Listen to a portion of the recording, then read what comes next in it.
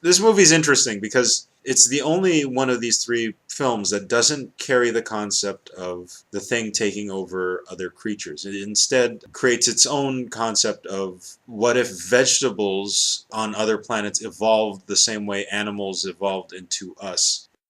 For obvious reasons, you have to take into account when it was made. It was the 1950s, and obviously the special effects aren't going to be as good, and the style of acting is going to be very different than it is now. Scotty's a warm weather man. We met at Accra. Quite a spot. 105 in the shade, and the women hardly wore anything at all. Which was very intelligent of them. You just lie there in a hammock while three of them stand there fanning you. Remember, Scotty? I remember. Oh, boy, when I die, I hope I go to Accra. I was there. I'm going to say that I regard this movie as a good movie more because of its place in film history than because of the film itself. This film was not only an inspiration for John Carpenter's The Thing, but it also inspired Ridley Scott for Alien. You have the tracker, you have characters in an isolated location, unable to call for help. You have a single creature going around and killing people. But as a film itself, trying to look at it objectively, it's also not particularly good at building the same suspense.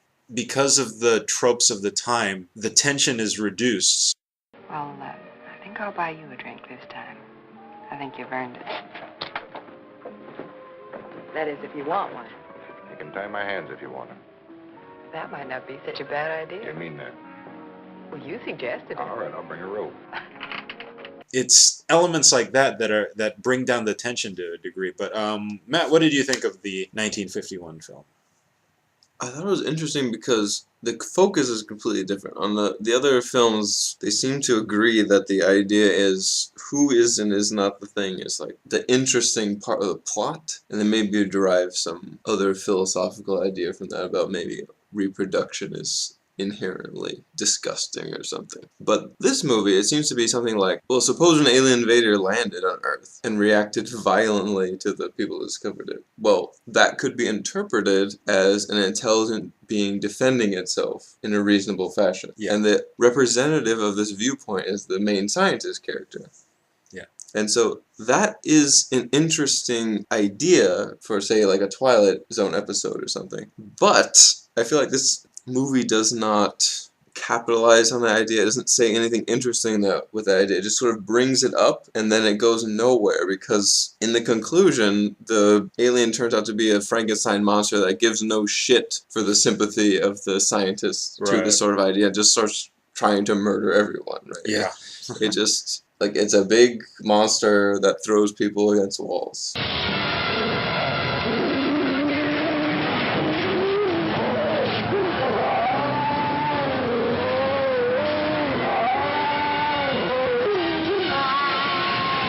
The scientist that brings up this idea, even though I can sort of see his perspective, he comes across as completely unsympathetic, largely because at a certain point, this creature is killing people, and he's like, well, who cares if it's killing people? This is all for the sake of science. There's so much we can learn from this creature, even though there's no indication that this creature has that degree of intelligence. Yeah, there's actually a point in this movie where he switches opinions in a weird way. So at first he's thinking that this is not only a more intelligent creature than us, but perhaps even wiser, and we could learn from it, and it's just reacting, blah, blah, blah. No pain or pleasures, we know. No emotions. No heart. Our superior in every way. Then something violent happens, and he completely does a 180. He says this creature only cares for sustenance. It will never understand. It's just a beast, whatever. He regards us as important only for his nourishment. He has the same attitude toward us as we have toward a field of cabbages. And then he switches again at the end to he wants to try to communicate with you. You're wiser than us, blah, blah, blah. It almost seems like these are two different plots that were just cut together by some capricious editor who didn't care about the way the movie went. It's very weird. Yeah, yeah. It should be noted that this movie had two directors. So there was Howard Hawks, who I think is a very good director. He's done some movies that I really like, mostly westerns, interestingly. And another director who I'm not too familiar with. And I'm wondering if, I don't know, if there was a clash there or something. It had been hidden from mankind since the beginning.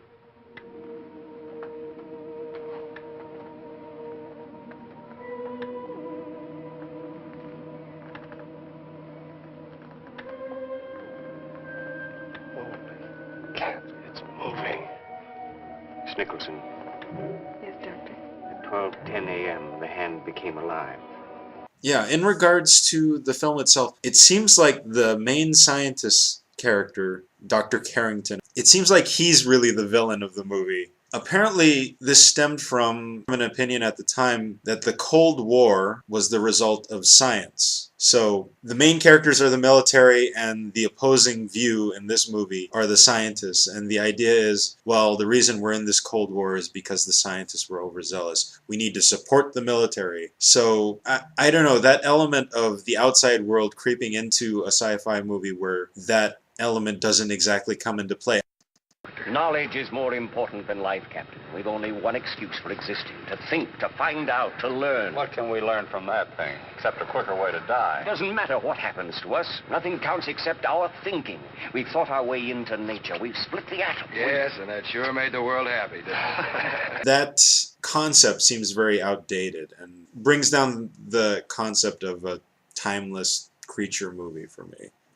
Yeah, it definitely seems like in the last scene where the scientist guy is trying to appeal to alien, oh, you're wiser than us, surely you can understand, and then he just gets smacked down. Like, that's saying that this idea, this sort of radical idea of sympathy with other life forms is just foolish. Like, this is a monster. This is not a higher form of life that you can appeal to. It seems like it's vindicating that, like, this is ridiculous.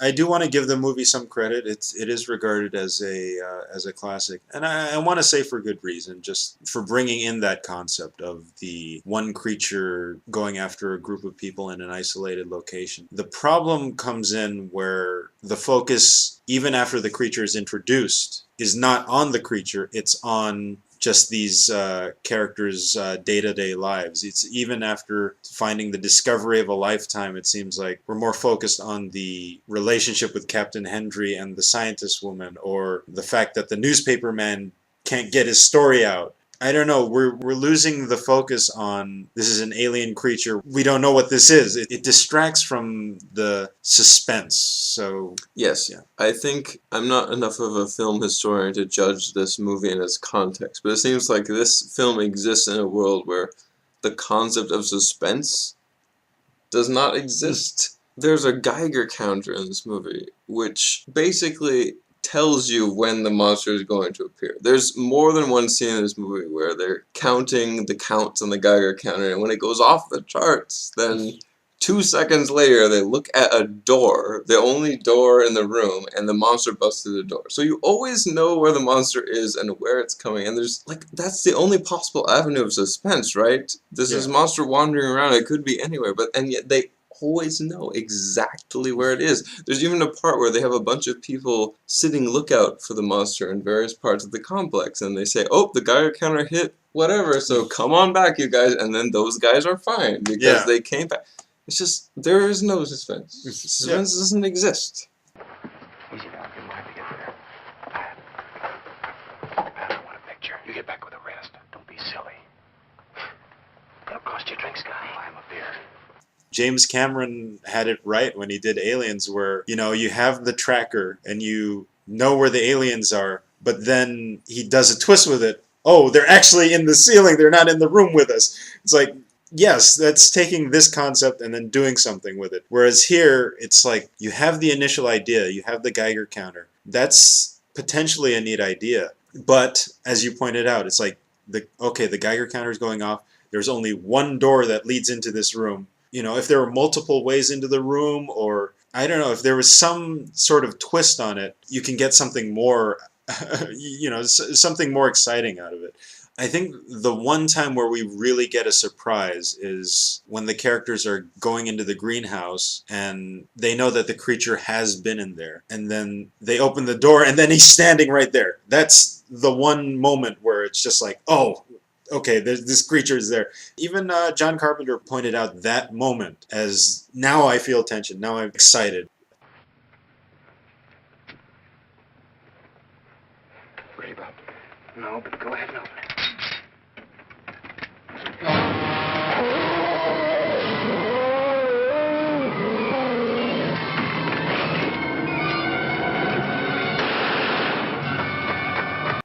But we don't get as many moments of that. We have characters being inept, like the character throwing an electric blanket on top of the ice. That's what causes the creature to escape. And one thing I was thinking about was we don't really have characters being cornered or anything like that. It's, oh, okay, there's the creature. I'm going to run out of this room. I'm going to get a whole bunch of people, and we're all going to gather in here, and we'll be able to fight the creature.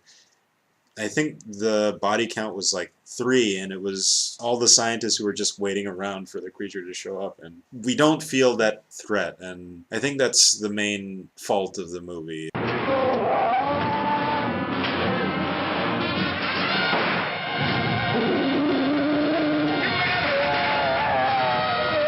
The only thing that makes it seem hopeless for the characters is that they don't know how to kill it, but ultimately they use electricity. So yeah, they set it on fire, but it doesn't die.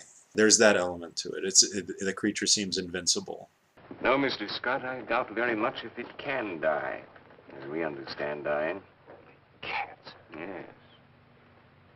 The place where I want to give the older movie kudos is kind of blurring the line between animal and vegetable. I think that's kind of, it's not so much focused on suspense, but it is kind of interesting sci-fi concept of weirding you out by, for example, they discover the dead dog in the greenhouse, you know, and then later the scientist is doing the experiments where he's feeding these little plants blood, and it's creating little egg sacs, you know. It's kind of, and you think, oh wow, that's some weird sci-fi concept, but then no, the scientist is like, look, there's plants that we know about on Earth from regular science that do cross this boundary of taking in animal material and creating plant output, right? So that's, I thought that was probably the most effective horror aspect of the movie, is, you know, seeing this little scientific nursery of a bag of blood with a little IV going down and seeing these little pulsating plant pods coming out of the, that's an interesting concept that maybe even at the time you might have even been less aware of, the idea of like Venus flytraps or the pitcher plants or whatever,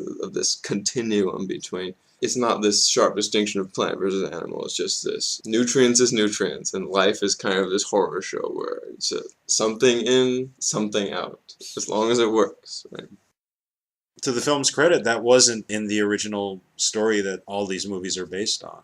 But overall, what the film really lacks is the main concept of the thing, which is you don't know who's been taken over, you don't know who you can trust. That element, probably for budgetary reasons, didn't make its way into the original movie. And now, before giving you the details of the battle, I bring you a warning. Every one of you listening to my voice, tell the world, tell this to everybody wherever they are. Watch the skies, everywhere. Keep looking. Keep watching the skies. Okay, Matt, so these 3 movies, rank them. Oh boy. God, this is difficult. So obviously, I think we agree that John Carpenter's thing is the best. Oh yeah, far and away. I mean, apart from any interesting ideas that may have been in the other ones, this one had me just emotionally invested in the suspense of it. It was fantastic. Then it becomes more difficult. I feel like the older one is very corny and cheesy, and a lot of the scenes in it are bad, but it does have good basic ideas, like this whole plant-animal distinction being bizarre. I don't know, I think I have to give the older one credit over the newest one, and maybe, I don't know, it almost seems ridiculous because of how much better the production value is on that one, but man, it just seems like a complete rehash of the John Carpenter version. Yeah. I don't even know that it needs to exist at all. I'm in complete agreement with you on this one, actually. The John Carpenter film is the best.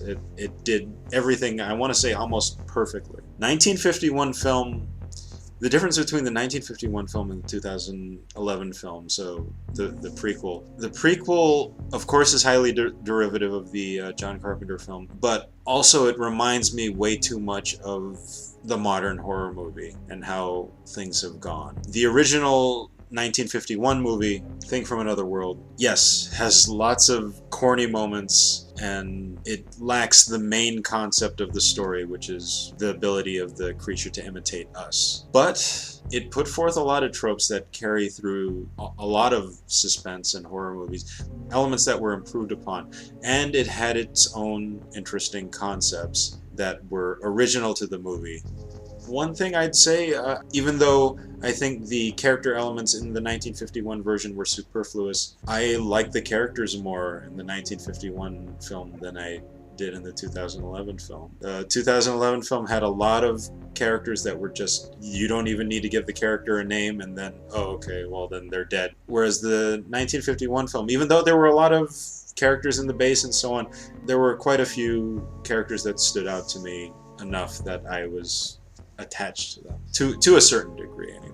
In that newest movie, there was a scene where the guy who doesn't speak English was like motioning to the main character, like, oh, come over here. And so she's like, oh, is he the thing?